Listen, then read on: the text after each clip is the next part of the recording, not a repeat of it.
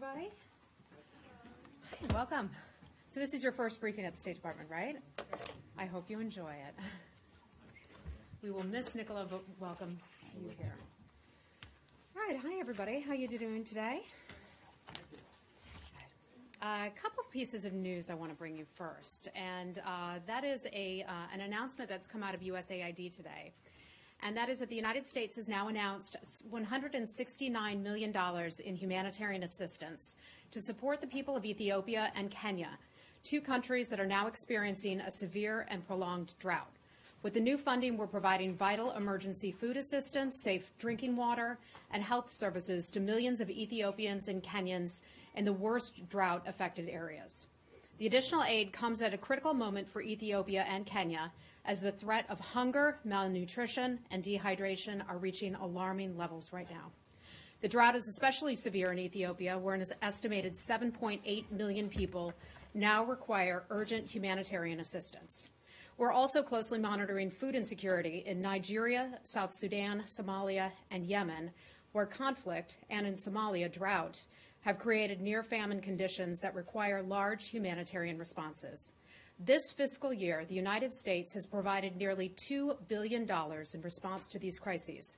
The United States is the world's largest humanitarian donor, and we remain committed to saving lives and supporting the most vulnerable people. We also strongly encourage additional contributions from governments of Ethiopia and Kenya and other humanitarian donors to address the growing needs of people who are affected by that drought. And then a related piece of news, and we are very, very happy to tell you about this today. Hopefully I'm bringing this to you for the first time. Hi, Lise. That for USAID, Andrew Green was confirmed today by the Senate. We would like to welcome today's Senate confirmation of Mark Andrew Green as a new administrator for the USAID, the U.S. Agency for International Development. We look forward to his accomplishments as he assumes leadership of USAID and working closely with him to achieve the President's national security and development goals. Now, I know many of you know Ambassador Green from his previous work as having served as ambassador to Tanzania, as the president of the International Republican Institute. They do a lot of good work around the globe in promoting free and fair elections. Perhaps most importantly, I'd say, he's a Wisconsin Badger. So we'd like to welcome Mark Green to the State Department and USAID and look forward to working with him. And with that, I'll take your questions. Who would like to start today? All right. Hi. Thanks, Heather. Can we start with Venezuela? Sure. So the company that provided the software for this election that you urged Maduro's government not to hold says that the votes were manipulated to try to make it look like more people had participated. Does the U.S. share that assessment that the vote was not a legitimate, straightforward vote? So you may recall here on Tuesday we talked about this, and we called it an illegitimate election. That's something also that Steve Mnuchin, the Treasury Secretary, had called it an illegitimate election as well. That remains a concern of ours. We stand in support with the Venezuelan people who support democracy. We're tremendously concerned about what President Maduro has done to his country. Much of the devastation and the terrible situation there is a result of his regime and from the greed that they have shown. But are you calling it illegitimate because the fact that they were holding the vote in the first place was illegitimate, as you'd said prior, or that the actual veracity of the tabulation is in question? So we have not been able to take a look at the actual tabulation of the vote. So if we get anything for you on that, if there's something that I'm perhaps not aware of, I'll get you an answer on that. But the election itself is something that we view as illegitimate. We recognize the National Assembly as being the free and fair party and not the Constituent Assembly. And Maduro's government is accusing this company, it's called, I think, Smartmatic, of bowing to U.S. pressure by issuing these doubts about the veracity of the vote. Can you say whether the State Department or other parts of the U.S. government was in contact with Smartmatic, whether there was any pressure put on them to question the outcome of this vote? I'm not aware of any calls or correspondence between the United States and the company that you just mentioned. We have, for a very long period of time, expressed our severe concerns about the situation in Venezuela, not just the humanitarian situation, but also what we see as an eroding of the democracy in that country. And that's why I continue to say we stand with the people of Venezuela. We view that as an illegitimate election, and we stand by the National Assembly. And just lastly on this one, the swift and strong economic steps that you had threatened if this took place, should we assume that for the time being that the sanctions that were announced on Maduro himself are that response, or should we be seeing potentially additional economic steps specifically in retaliation for that election? We have long said that first, we're not going to sort of preview what steps the United States government may take. That may be an area that we are looking at right now. We saw some strong sanctions go down earlier this week and last week as a result on Maduro himself and others in his so-called party. But in terms of what we might do in the future, I'm not going to look ahead at that, but those types of options are certainly on the table. Thanks. Okay? Can I take a follow-up to that? Yes, sir. So the Secretary said on Tuesday that he or the U.S. wanted to create the conditions that would convince Maduro it was a good idea to leave. I'm paraphrasing. Is that what he's talking about, sanctions, or is there something else he's talking Well, about? we wouldn't forecast the sanctions, so those would most likely be coming out of the Department of the Treasury. So I would refer all of that to the Treasury when they are ready to talk about it, if there are additional sanctions coming into play. But the Secretary is paying very close attention to it. You know, this is an area of the world that we care about very deeply. We promote democracy here. We support democracies here. And what President Maduro has done has been a disaster for democracy. So the United States will continue to take a look at that and express our concerns. Okay, anything else on Venezuela? Venezuela? Okay, let's move on. Okay, hi, North Korea, how are you? Yeah. Good to see you. One in South Korea and another one for North Korea. Two questions. Sorry, you don't want to start where? One is South Korean Okay. issues. One is the North Korean issues. The United States ambassador to South Korea has not yet been appointed. Reason why so delay? I'm not aware of who the nominee is on South Korea, so I'm sorry. Apologies to that person if there is one. If I have something for you, I'll get back to you on that, okay? North Korea, the dialogue with North Korea that the U.S. wants is preconditions, but the dialogue with North Korea that South Korea wants is the unconditionals. What is different? How does it looks different? Well, we have long said that North Korea has a long way to go before the United States would consider having talks with them, negotiations with them. The Secretary addressed this the other day and I'll paraphrase here, and then I'd like to read you a quote of his just to make sure that we are very clear on this. They have a long way to go. They need to take steps to show the United States and the world, for that matter, that they are serious about their attempts to denuclearize. We have not seen that. We just saw 2 ICBM tests within a period of less than a month. They're not showing signs that they are committed to doing that at this point. So let me just read for you a couple things that the Secretary has said, because I've seen a lot of misreporting in the news about some of the Secretary's comments and what we will or would not be willing to do. The Secretary said this here from this podium. He said, we want to first seek peaceful pressure on the regime in North Korea to have them develop a willingness to sit and talk with us and others, but with an understanding that a condition of those talks, there is no future where North Korea holds nuclear weapons or the ability to deliver those nuclear weapons to anyone in the region, much less in the homeland. He goes on then to say, and let me just finish this, we don't think having a dialogue where North Koreans come to the table assuming that they're going to maintain their nuclear weapons is productive. That's what the Secretary said. Susan Thornton and many of you joined us on that call with the Acting Assistant Secretary for East Asia Pacific said, we are seeking to exert pressure on the North Korean regime in order to change their calculus, the abandonment of their nuclear and ballistic missile programs. She then went on to say, bringing the regime in Pyongyang to the realization that they are not worth keeping, and they would enter into a serious discussion with the international community about how to abandon and what the process would be for giving up those weapons, And what could they expect to gain from that decision? She went on to say, but it is, as I mentioned, it's in the future. As of right now, we don't see any indication that the North Koreans are willing to enter into such a serious discussion with us. So, yes, without the North Korea to give up their nuclear weapons, no way to talk with North Korea. They have to start taking some serious steps, showing us some steps. Susan referred to that, the Secretary referred to that, and others have as well. I think they've been very clear. Yeah, yesterday, Vice President Pence said that there will be no direct talk with North Korea. The Vice President said, among other things, he said this: I think President Trump is taking a different approach. He really believes that leveraging our allies in the region and China to economically and diplomatically isolate North Korea will ultimately be more productive. We are all on the same page here. North Korea has a long way to go. They know what they need to do. We've been clear in our expectations of that government. The world, in fact, has been clear about what we expect North Korea to do, what we will encourage them to do. The pressure campaign, still in its early stages, where we are asking countries around the world to do more to put leverage, to use their leverage on North Korea. Okay. Thank you very much. Yeah. Hey, Elise. What Susan Thornton said. Yeah. She also talked about a diplomatic isolation of North Korea, not just, Secretary Tillerson has talked about that before and what you're looking for countries to do around the world, but specifically at ASEAN.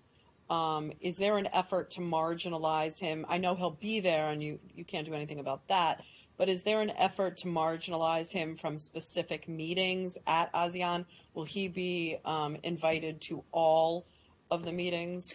So I'm not aware of the entire meeting schedule and who's invited to what meetings or included in certain meetings. Susan Thornton, our acting assistant secretary, spoke to this just yesterday. Yeah, I know. She talked about that pressure campaign, and this is perhaps another version of a pressure campaign, and that is talking with the ASEAN and the regional forum members about whether or not North Korea is in compliance. ASEAN is a program that focuses on security, and perhaps North Korea is out of sync with the principles of that organization and entity. She said something along the lines of, it's too late to do something about it this year, but that's something that's a conversation that she expects to be underway next year. So are you looking to suspend North Korea's membership from ASEAN? I don't know that would be the United States' decision to begin with. I just as a member that you can propose. I just can't speak to that, exactly what the plan will be. I know that we'll be talking with other countries while we're there about what to do about the North Korea problem. Of course, that's not just a regional problem, it's a worldwide problem. Can I ask a quick follow-up to that? Yeah. Hi. So you just said the pressure campaign is in its early days, and the Secretary has also talked about it needing a lot of work, but he's also said there isn't that much time.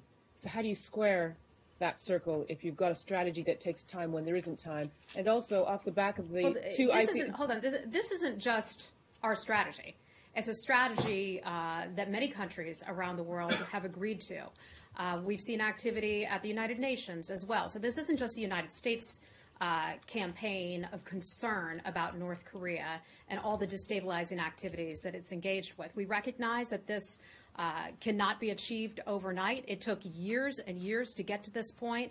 But when I say it's in the early stages, that means we're 6 months into this new administration, 6 months into this new campaign, and we're driving it. We're working this one hard, and a lot of other countries care about it just as much as we do. Can we stay in the region? Afghan? Yeah. Hey, James. All right.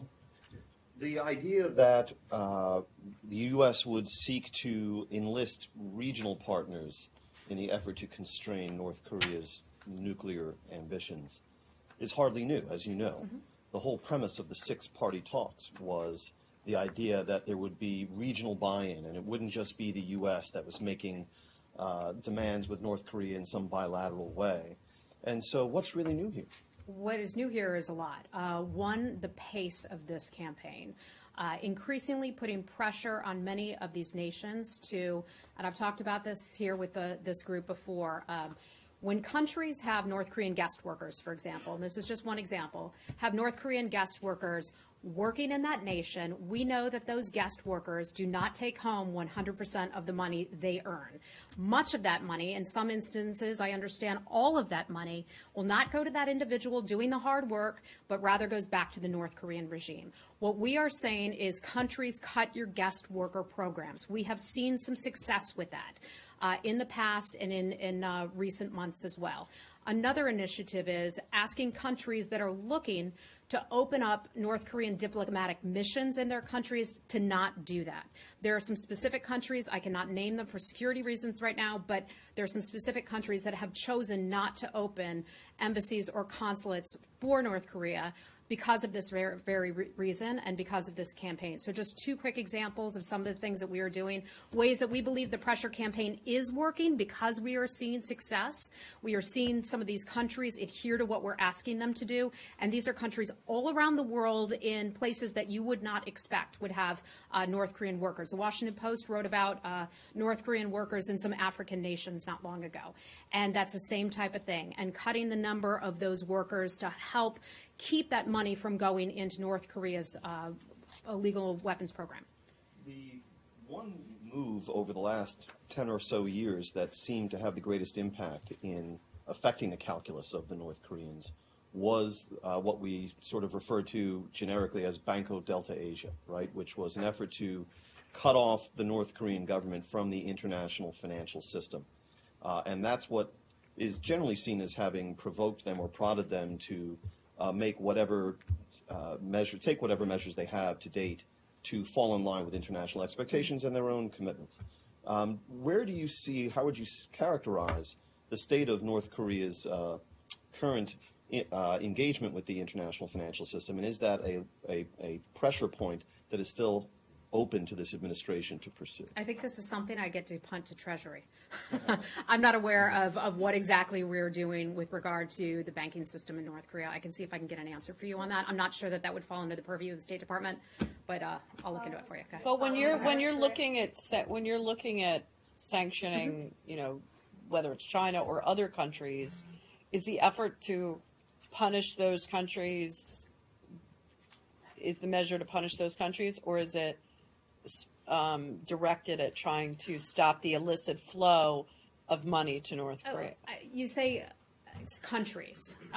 When you're when you're talking about secondary sanctions, third party, that type of thing, as a general matter, it's not necessarily focused on a country. Sometimes it could be an entity or an individual. So part of that is to take a look at the people who are doing the things that we're asking them not to do. In some instances, it's an individual. In some situations, it's saying to that country, hey, we're aware of what's going on, and we're not, this is not okay. Okay. Wait, Tracy. Hold on. Sorry. Where have you had success? Who's kicked out guest workers? Those I cannot say. Why? Because, for a few reasons here. One, because it can discourage other countries from doing it. And I've seen it, and this has been a subject of some bilateral conversations. A lot of this information is classified, where there have been countries that have kicked out guest workers, who have shrunk the number of guest workers who are there. We want to keep giving other countries the flexibility to be able to work with us in installing these types of programs. So I'm afraid I just can't say too much about that. See, that just doesn't make a lot of sense to me, because if you're up there praising these countries for helping in this international effort, why would that discourage other countries from doing it? Because other countries may have better relationships with North Korea, and they don't want to lose out altogether. Look, I've sat in these meetings, I've heard some of these conversations as they have taken place, that this is a project that is underway. It's a big part of our campaign, and we see it working. I'm sorry, I just can't give you all the information. Characterize the basic numbers, a few hundred, a few thousands? No, I can't. Sorry. Okay. On North Korea, Okay. one more. Hi. One of the president's advisors, Sebastian Gorka, said today that when asked what more the United States could do to encourage China to apply leverage to North Korea, he said, we have the president's Twitter account. Does Secretary Tillerson agree that presidential tweets going after China for not doing enough are helpful here? I think the Secretary has talked about the use of social media, and one of the things he said is that the President's an effective communicator. And that's a tool that the President certainly is welcome to continue using. He's the President of the United States. He knows how to effectively communicate with people around the world, including Americans. And if he wants to send out messages about, any particular topic, he can certainly do so. Anything beyond that, I'd refer you to the White House. Okay, should we move on? Hey, Nazir, let's talk about Afghanistan. Nazir Azim Karimi, independent Afghan journalist. Hadar, as you know, NBC News had a report regarding recent President Trump's meeting that he was a little mad, and he proposed to General Mattis to fire General John Nicholson, high official general in Afghanistan, because of the new strategies of U.S. in Afghanistan that was not announced yet. Do you think that, based off full of experience of General Nicholson, is it fair to propose to President Trump? And what do you think generally about Afghanistan? Yeah, Any update about new U.S. strategy toward Afghanistan? Well, a lot going on, certainly, in Afghanistan. And as you know, our administration's policy review is still underway at this point. That review has not been finalized. It is an important region of the world to the United States and many other places. Our NATO partners certainly serve there, in addition to the 9,000 or so U.S. forces who serve in Afghanistan. In terms of what you just mentioned, that report, I'm not going to comment on that report because it's an alleged report with an anonymous leaked conversation, so I'm just not going to get into that. General Nicholson is a good man. He certainly served his country well, and we care a lot about Afghanistan and what happens there, and that will continue to be a focus of ours. Thank you. Thanks. Hi. What do you want to? Japan. Japan. Okay. So Japan has announced in a cabinet reshuffle that Taro Kono will replace Fumio Kishida as foreign minister, and Itsunori Onodera will replace Tomomi Inada as defense minister. How will this affect ongoing conversations on issues such as North Korea with Japan? And also, will this affect plans to schedule a 2+2 meeting with Japan later this month? Well, first let me say, as you know and many of you know, we have an ironclad relationship with Japan. That will not change.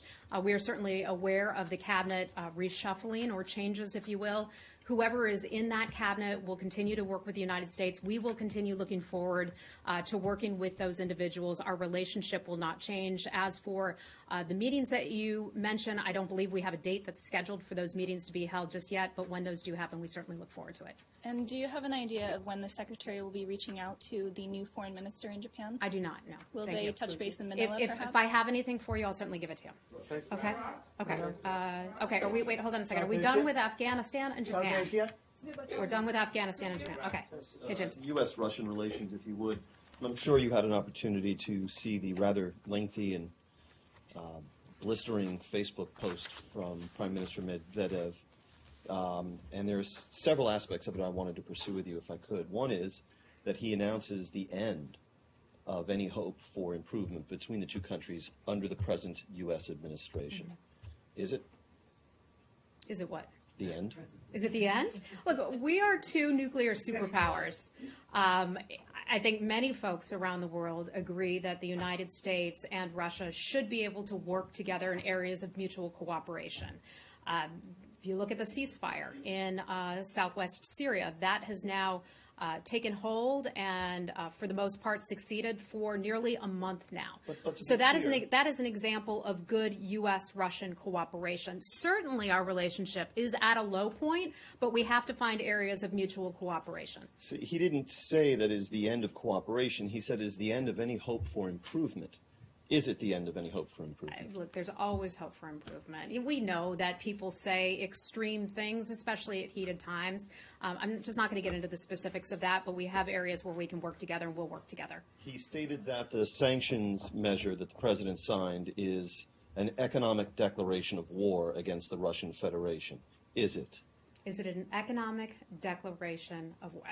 Again, I'm not going to get into characterizing what he said. We have seen. If we had declared war, I think you'd be prepared to tell us so. We have seen a lot of leaders, a lot of countries say provocative things, and we may just need to settle things down a little I'm bit. just trying to establish the record. Was it an economic declaration of war on the Russian Federation? If that is what Russia is saying, Russia is certainly entitled to say that. and that's as far as I'm going to go. I'm not going to take the bait on that. Lastly, last question about it. The statement seemed at numerous times calculated to try to Whose statement?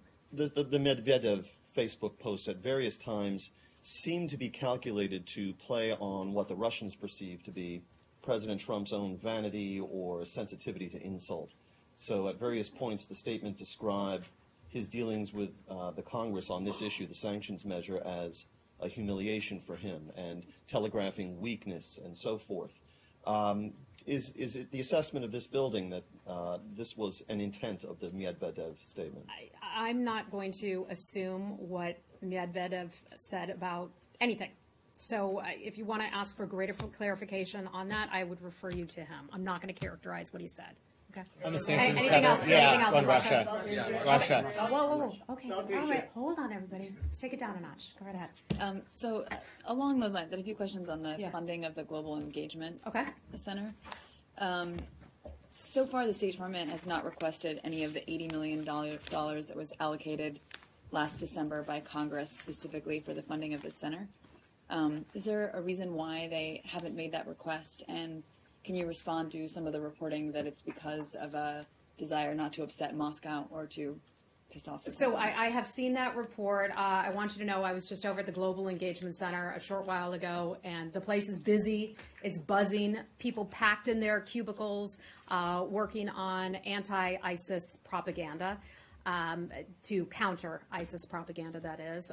Russia is also an area of interest to them as well. So their work is well underway. Their people are busy. I met with the head of their program a couple weeks ago to talk about these two very issues. That has not changed. They are still operating hard at work. Our Deputy Secretary, John Sullivan, has talked about the GEC and talked about how that is an important part of the State Department's mission. Now, when the Secretary comes in and we have a bunch of money that we can look at spending, the Secretary, as a businessman, is going to come in and look at how is this money being spent? Is this money being spent effectively?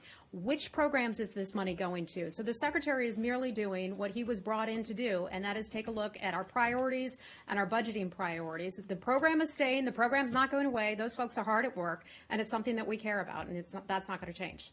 So following up on that, there's $250 million that was set aside in the recent Russia sanctions bill, specifically citing the Global Engagement Center and efforts, again, to counter propaganda by state actors such as Russia. Will the State Department be utilizing that $250 million with funds set aside in that bill? So bill was just signed into law by the president. Exactly how that money will be spent and where it will go, we're not certain about that just yet. We want to thank the Congress for providing that money. They are clearly recognizing the importance of the work that our people at the GEC do, and we don't see that changing. We welcome that support. When I have something more for you, I'll bring it to you. Okay. Okay. Anything more on the Global Engagement Center? Okay, go right ahead. President Hey. signing the statement, he said that parts of the legislation were clearly unconstitutional. Is it the department's intent to carry out the bill in its full effect, despite the fact that parts of it are quote-unquote unconstitutional? Well, I think we have to follow the law, and the president signing into law is something that we certainly will follow. The president and the secretary had both expressed concerns, as have past administrations, both Republican and Democrat administrations, have expressed concern about Congress getting involved in certain sanctioning activities because it can hamstring the secretary, the president, from being able to dial up and dial back sanctions activity as they need to do it. So the belief is that administrations, again, Democrats supported this too, need to have that flexibility to tighten things down on a country and then also be able to pull back a little bit when a country starts to cooperate. Well, but if I might, one of the reasons that lawmakers on both sides obviously said that they felt compelled to do that is because they were concerned that this White House would too precipitously lift sanctions on Russia in an effort to improve the relationship as opposed to as a result of increased cooperation or improved behavior. So, I mean, I think it was more an indictment. It was less an indictment on giving, the executive, but more of a indictment on this particular president and his attitude towards Russia. Well, then that is something I could refer you to Congress on. I know the Secretary. Well, I mean, they've said it out loud. That's fine. so, That's fine. That's fine. If they want to say that in our country, we have the right to free speech and to believe and promote whatever kind of legislative activity that they want to. We know that the American public is concerned about Russian meddling in our election, and that's reflected in that vote in Congress. Nobody's trying to hide that or skirt that in any kind of way. Congress's vote in favor of the legislation was an expression of the will of the American public, and the Secretary talked about that over the weekend in a statement. But Heather, on that point, Yeah. I mean, the flip side of that is you're saying in response to James' question that we're trying to communicate to the Russians that we want to have a collaborative relationship with them. The Russians hate these sanctions. The president has said he doesn't. Of course like they do. The president agrees with them that it's this bad piece of legislation. The Well, secretary hold on one second. And I'll refer to the White House on this one. Okay. However, the president's concerns were about his constitutional authority and the ability to dial up and dial back pressure on Russia. There are other parts. I mean, the president signed the bill after all. The president signed the legislation. Precisely. So how does the president and Secretary Tillerson then go about trying to tell the Russians, including Foreign Minister Lavrov, this coming days, we want to work with you in good faith when the administration is moving forward with a sanctions package that even the administration says is misguided. Let's remember what got us to this point, and what got us to this point was a whole host of issues. And let me just start to go through them. Ukraine, a very serious issue. We will continue to hold Russia accountable to that. We just appointed Kurt Volker to go out and deal with part of that issue. You know how important that is to us to try to maintain or try to get back Ukraine's integrity and territorial sovereignty. That is something that we are passionate about. That is a direct effect because of Russian activities and some of the things that they've done. Just because we want to find areas of cooperation and to improve the relationship with Russia where we can, because they're also a nuclear superpower, does not mean that we will turn a blind eye to some of the bad acts that they're involved with, such as Ukraine. Well, while we're on Ukraine, since you brought it up, Can I I know- just jump in on that very quickly, though? Well- Just a quick question, because Yeah. so are you saying that Russia is to blame for the lull in relations right now? Look, Russia's been involved in a lot of activities that are very concerning. I know to many of you and to many Americans, whether it is election-related activities or their activities in Ukraine. They've also harassed U.S. diplomats. There's a whole host of things. So why did the president say you can thank Congress in a tweet? I would have to refer you to the president on that. He authored that. I was not sitting there by him asking him what he meant when he put that together. What's Okay. your open to that? If you know what, if the president wants to call me and chat about it, I'd love to hear the backstory. So on the Ukraine Josh, go thing, ahead. I realize there hasn't been a final decision on this question of whether we're going to provide lethal weaponry described as defensive weapons to Ukraine, but can you at least say that a plan to entertain doing so has at this point gone from this building and the Pentagon to the White House? Yeah, so I can't confirm that. I can certainly say, though, that we have not provided defensive weapons, nor have we ruled out the option to do so. So that's an option that remains on the table, and that's as far as I can go with that. On the diplomats being expelled, Yes. Are we in the midst of formulating some proportionate response to that? I know proportionate is a key word, okay? So that would be the way that you would describe it. We are looking at our options, what we want to do from here on out. As you all know, perhaps you know, many of the people who work in our missions, in our embassies overseas, are locally employed staff. So what Russia intends to do is kick out some of our workers, some of our employees, some of our diplomats. However, let me be clear and point out that Russians will suffer as a result of this because many of the people who currently work there are Russian citizens. The economy is already hurting there in Russia. This will hurt more of their citizens. That is a decision that Russia has chosen to make. We're sorry to see them make that decision, but they're hurting their own people. So you're studying the response, correct? Of course. From this current period with Russia, this new low in relations that everyone seems to agree really is a new low, is it the view of this department that the United States needs an exit plan? Or are we content to stay with this as the status quo because it suits our interest to do so? An exit plan from what? From this new nadir in our relations with Russia. We, when this administration first came in, we knew that our relationship was at a low point. Various U.S. officials have talked about that extensively, about just how strained that relationship is right now. We're not giving up on it. We certainly are going to look for areas of mutual cooperation, but it is at a tense point right now. Can I just confirm that there will be a response? Look, I know we are talking about various options and what our plan will be, and we're just not ready to go there yet. Okay? Can you go to Iraq? This is a response to the Obama administration. You know what I mean? Like, can you really see this in a vacuum? I can't get into anything with the previous administration. No, but what I'm saying is, you say you're kind of considering a response. Well, the administration's considering. No, I a response, understand, yeah. but what this was a response to a previous administration's actions that actually President Trump had thanked and praised President Putin for holding off and delaying. So this is more like a kind of tit for tat. Do you think that if you initiate a response to their response, that this is just going to continue to cycle and spiral downwards? Just a hypothetical. I'm just not going to get into that and predicting what could or might not happen in the future. Sorry. Okay. Let's just get a couple more regions. Okay. Hi. Yeah. Today is the third anniversary of the Yazidi genocide. I don't know if you have a statement on that, but also a question on the minorities, that they are concerned about their future even after ISIS, what's going to happen to them, the Yazidis themselves and also the Christians.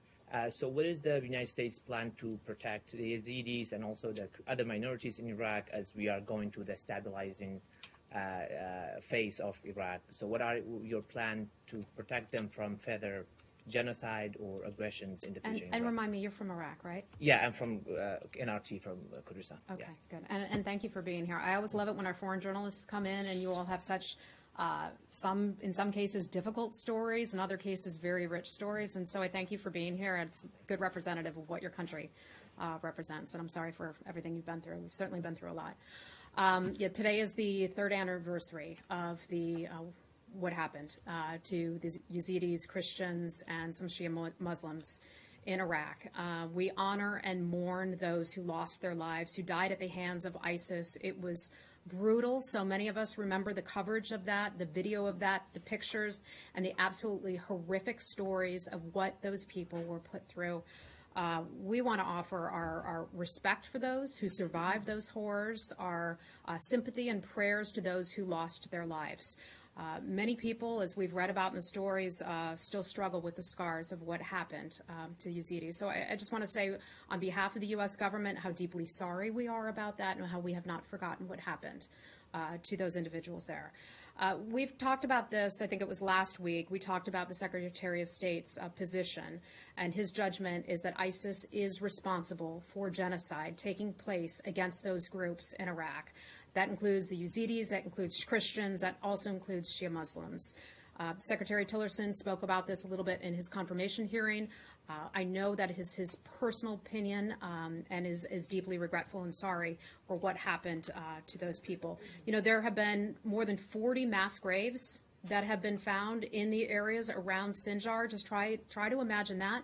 We know that children, young people, old people were massacred as a result. There were 550,000 who lived in the region pre-ISIS, and now about 360,000 or so have been displaced. You asked me the question about what the United States government is doing about that. We are providing some money to the Iraqi government. Let me see if I can find the specifics on the dollar amount of that. But we provided $1.4 billion in humanitarian assistance for vulnerable, displaced, and conflict-affected Iraqis in Iraq and in the region.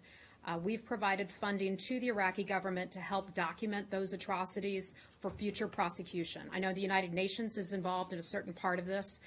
For more specifics, I'd have to get that from the United Nations. The UK is also involved in this as well. They have a proposed investigative mechanism.